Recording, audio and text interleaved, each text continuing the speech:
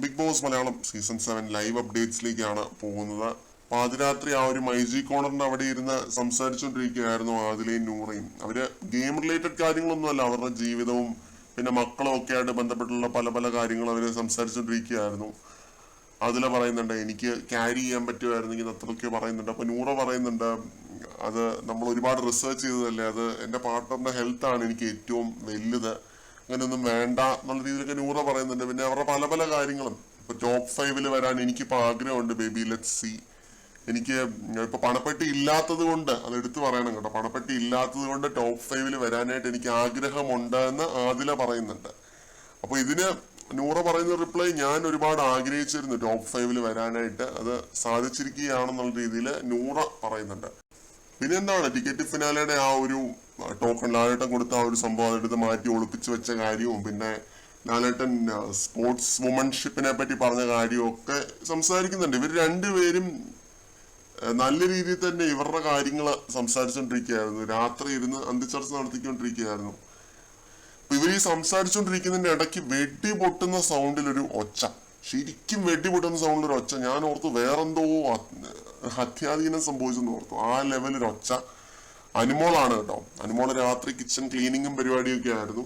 എന്നിട്ട് അവിടുന്ന് ഓടി വന്നിട്ട് ആദില വന്നേ ഇങ്ങോട്ട്, സവാള അരിയാനുണ്ട് വന്നേ എന്ന് പറഞ്ഞിട്ട് അങ്ങനെ ആ രീതിയിൽ ഒരു വളരെ റൂഡായിട്ടുള്ള രീതിയിൽ അതിലെ വിളിക്കുന്നുണ്ട്. അത് എനിക്ക് കണ്ട സമയത്ത് അത്ര നല്ലൊരു കാര്യമായിട്ട് തോന്നിയില്ല, നല്ലൊരു പ്രവണതയല്ല. ഇങ്ങനെ വിളിക്കുന്നത് ശരിയായിട്ടുള്ള ഒരു കാര്യമല്ല. ഇപ്പൊ അനീഷിനെ പലരും വിമർശിച്ചിട്ടുണ്ട് ഈ സീസണിൽ. അതിലെ അങ്ങനെ ആ രീതിയിൽ ജോലി ചെയ്യാൻ വേണ്ടി കമ്പൽ ചെയ്തു എന്ന് പറഞ്ഞിട്ട് ഒരുപാട് വിമർശനം കേട്ടിട്ടുള്ളതാണ് അനീഷ്. പക്ഷെ അനീഷ് ഒന്നും ഇങ്ങനെ ഈ രീതിയിൽ വിളിക്കുന്നതായിട്ട് കണ്ടിട്ടില്ല. വായോ ഡ്യൂട്ടി ചെയ്യാൻ വായോ എന്നിട്ടാണ് അനീഷ് വിളിക്കുന്നത്. ഇതൊരുമാതിരി ഭയങ്കര എന്തോ ഇതില് അവര് തമ്മിലുള്ള ഫ്രീഡം ആ രീതിയിലുള്ളതായിരിക്കും. അവര് തമ്മിൽ അത്രയും നല്ല രീതിയിലുള്ള സ്പേസ് ഉള്ളത് കൊണ്ടായിരിക്കാം, സുഹൃത്തുക്കളാണല്ലോ. അപ്പൊ എന്നിരുന്നാലും ഒരു മിനിമം ഒരു മര്യാദയൊക്കെ വേണം. അതില ഒന്ന് വരാൻ പറ്റുമോ, സവാള അരിഞ്ഞു വെക്കണം, അങ്ങനെയാണ് ചോദിക്കേണ്ടത്.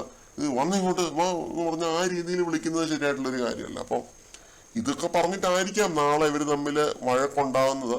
ഇവര് തമ്മിൽ ഓൾറെഡി അഭിപ്രായ വ്യത്യാസങ്ങളുണ്ട്. ആ കൂട്ടത്തില് ഒന്നുകൂടി സംഭവിച്ചു. നൂറ കമ്പൽ ചെയ്തുകൊണ്ട് മാത്രമാണ് അതിലെ പോയത് കേട്ടോ. നൂറ പറഞ്ഞതുകൊണ്ട് മാത്രമാണ് പോയത്. നാളെ നിനക്ക് അതിന്റെ ഗുണം മനസ്സിലാവും, ഇപ്പൊ അരിഞ്ഞു വെക്കുന്നതിന്റെ ഗുണം മനസ്സിലാവും എന്നൊക്കെ പറഞ്ഞിട്ട് അതിലെ സമാധാനിപ്പിച്ച് വിടുകയാണ്. അതിലാദ്യം പറയുന്നുണ്ട് ഞാനും വരത്തില്ല, ഞാൻ ഇപ്പൊ ചെയ്യത്തില്ല, നാളെ ചെയ്തോളാം എന്ന് പറയുന്നുണ്ട്. സവാള ഫ്രിഡ്ജ് വെക്കുന്ന തന്നെ നല്ല കാര്യമല്ലെന്നൊക്കെ അതിലെ പറയുന്നുണ്ട് അനുമോളുടെ അടുത്ത്.